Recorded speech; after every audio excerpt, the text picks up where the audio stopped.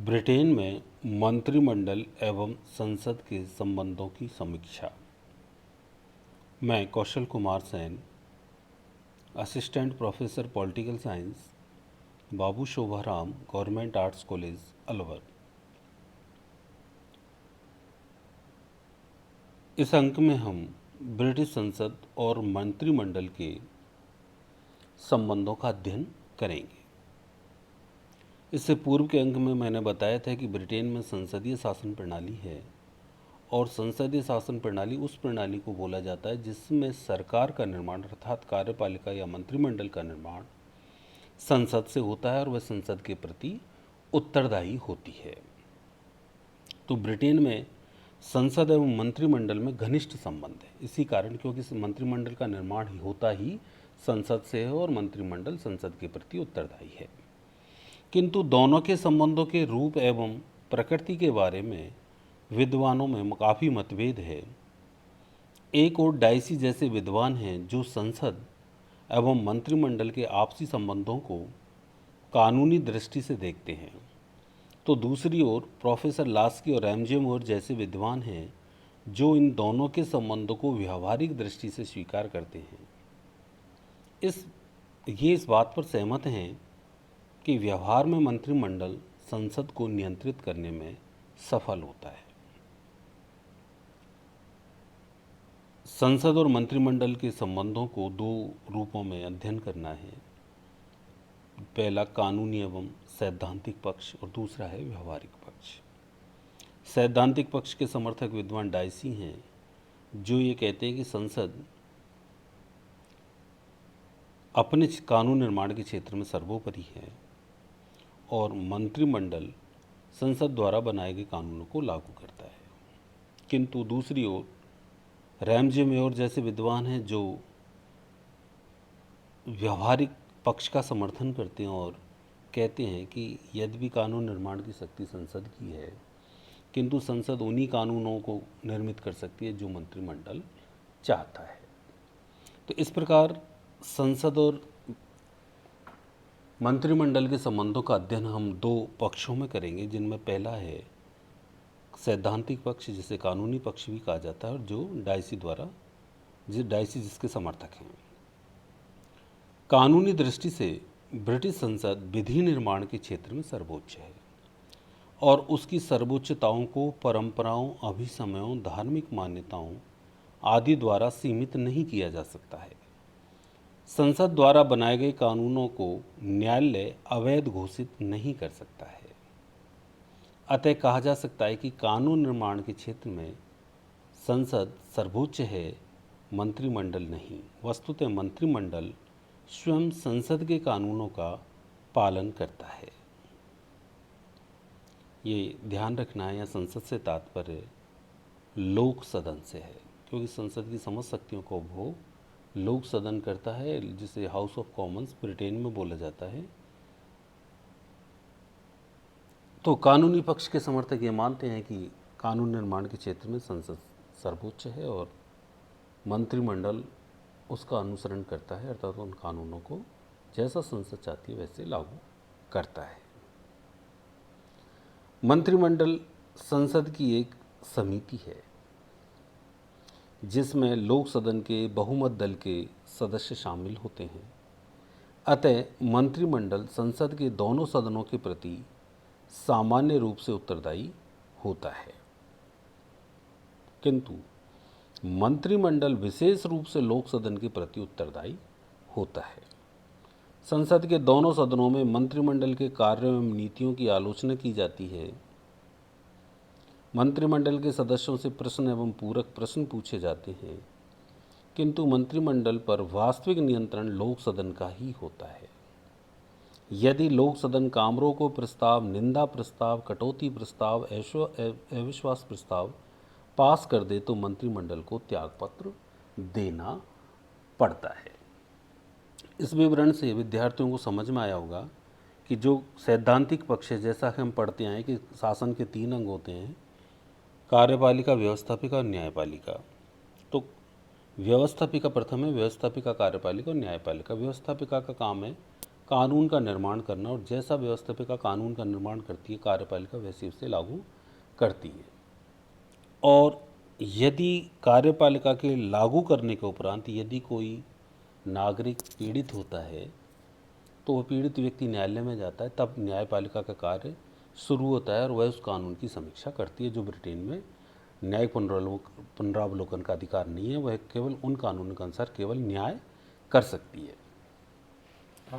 तो सैद्धांतिक पक्ष के समर्थक यही कहते हैं कि संसद जैसा कानून निर्माण करती है वैसा ही कार्यपालिका उसे लागू करती है, और मंत्रिमंडल पर अर्थात कार्यपालिका पर संसद का पूर्ण नियंत्रण होता है, क्योंकि संसद के सदस्य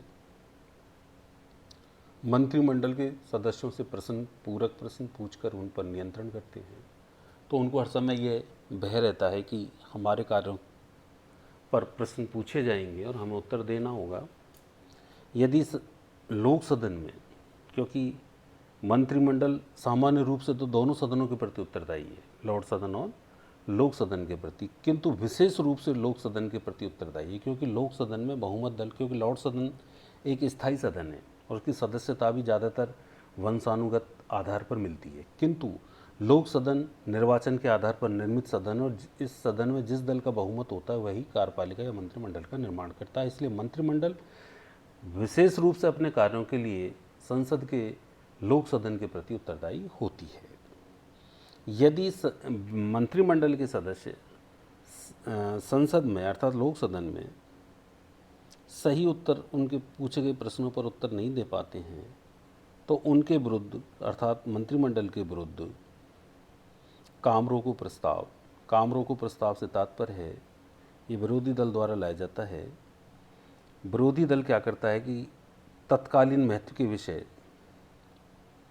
जैसे अचानक बाढ़ आ गई, संसद का सत्र चल रहा है, उस समय बाढ़ आ जाती है, एक प्राकृतिक आपदा, कहीं रेल दुर्घटना हो गई या वायुयान दुर्घटना हो गई, आकस्मिक कोई ऐसी घटना होगी जिनमें मौतें हो गई या कोई षड्यंत्र हो गया, तो ये ऐसे प्रश्न हैं जिन पर संसद अपना समस्त ध्यान हटा के केवल इन विषयों पर तुरंत ध्यान आकर्षित करती है। तो विरोधी दल यदि संसद की बैठक चल रही होती है और ऐसी कोई घटना देश में घटित हो गई है, तो इस पर विचार करने के लिए कहती है कि पूरा काम संसद का रोका जाए और इन विषयों पर विचार किया जाए। यदि काम रोको प्रस्ताव स्वीकार कर लिया जाए, अर्थात इस पर मतदान होता है और संसद द्वारा यदि इसके पक्ष में ज़्यादा मत आते हैं, तो ये विरोधी दल द्वारा मंत्रिमंडल की निंदा मानी जाती है और संपूर्ण मंत्रिमंडल को त्यागपत्र देना पड़ता है। तो इस वजह से सैद्धांतिक पक्ष के समर्थक ये कहते हैं कि काम रोको प्रस्ताव द्वारा भी मंत्रिमंडल को नियंत्रित किया जा सकता है। दूसरा है जैसे कटौती प्रस्ताव। ये किसी विभाग में बढ़ती गई अनियमितताओं की आलोचना करते हुए विरोधी दल संबंधित मंत्री के वेतन में कटौती, प्राय एक हमारे देश में जैसे 1 रुपया मान सकते हैं का प्रस्ताव रखता है, कटौती का प्रस्ताव रखता है। यदि यह प्रस्ताव पारित हो जाए तो संपूर्ण मंत्रिमंडल को त्यागपत्र देना पड़ता है। इस जैसे एक ऐसे ही है निंदा प्रस्ताव। विरोधी दल पूरे मंत्रिमंडल पर दुराचरण का आरोप लगाकर निंदा करता है और यदि निंदा प्रस्ताव पारित हो जाए तो संपूर्ण मंत्रिमंडल को त्यागपत्र देना पड़ता है। इसी प्रकार अविश्वास प्रस्ताव द्वारा विरोधी दल संपूर्ण मंत्रिमंडल की नीतियों की आलोचना करते हुए रखता है और यदि अविश्वास प्रस्ताव पारित हो जाए तो समस्त मंत्रिमंडल को त्यागपत्र देना पड़ता है। इस प्रकार संसद के पास ये ऐसे प्रस्ताव हैं जिनके माध्यम से मंत्रिमंडल को ये नियंत्रित करती है।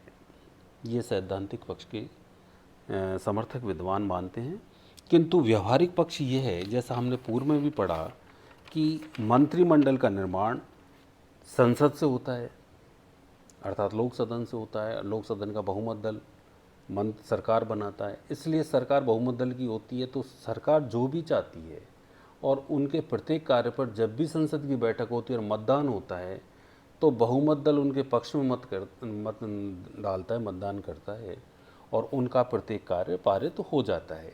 इसलिए जो मंत्रिमंडल चाहता है, व्यवहारी पक्ष के समर्थक ये मानते हैं कि चाहे संसद के पास कैसे भी हथियार हो मंत्रिमंडल को नियंत्रित करने के लिए, कोई भी साधन हो, किंतु मंत्रिमंडल अपने दलीय बहुमत के आधार पर अपने हर कार्य को करवा लेता है।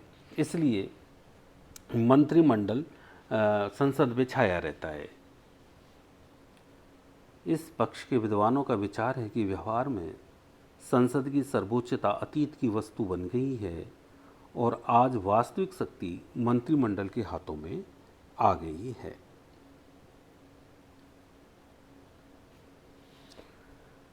पहला है विधायी शक्ति का वास्तविक प्रयोग मंत्रिमंडल द्वारा। यद्यपि ये संसद की शक्ति है, लेकिन दलीय बहुमत मंत्रिमंडल के साथ होता है, इसलिए संसद के सभी महत्वपूर्ण विधेयक वही बनते हैं जो मंत्रिमंडल चाहता है। दूसरा है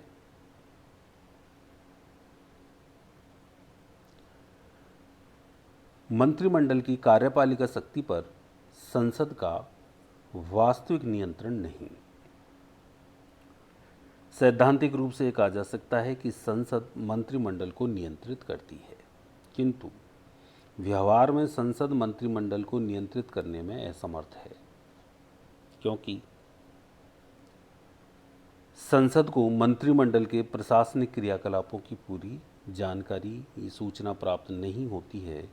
अतः संसद द्वारा मंत्रिमंडल की अपूर्ण आलोचना की जाती है। मंत्रिमंडल राष्ट्रीय सुरक्षा एवं सार्वजनिक हितों के नाम पर अनेक प्रश्नों के उत्तर देने से मना कर देता है। इसी प्रकार व्यवहार में लोक सदन मंत्रिमंडल को नियंत्रित करने में समर्थ रहता है, क्योंकि मंत्रिमंडल के पास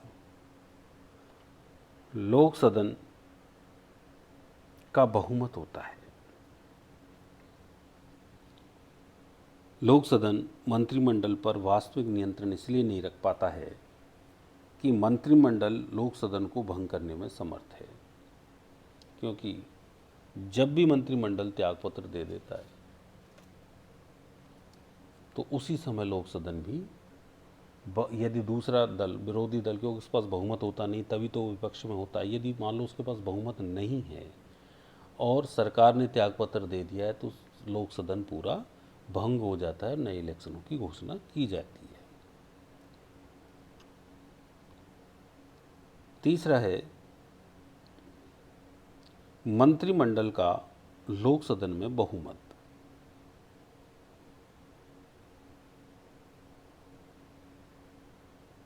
जैसा मैंने आपको पूर्व में बताया कि मंत्रिमंडल बहुमत दल का द्वारा बनाया होता है, इसलिए जो मंत्रिमंडल चाहता है वही कार्य संसद करती है, अर्थात जो भी विधेयक, जो भी नीतियां मंत्रिमंडल द्वारा संसद के पटल पर रखी जाती हैं वो स्वीकृत हो जाती हैं।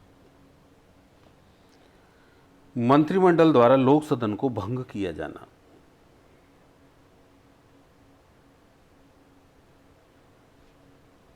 जैसे मंत्रिमंडल त्यागपत्र दे देता है तो लोक सदन भंग हो जाता है।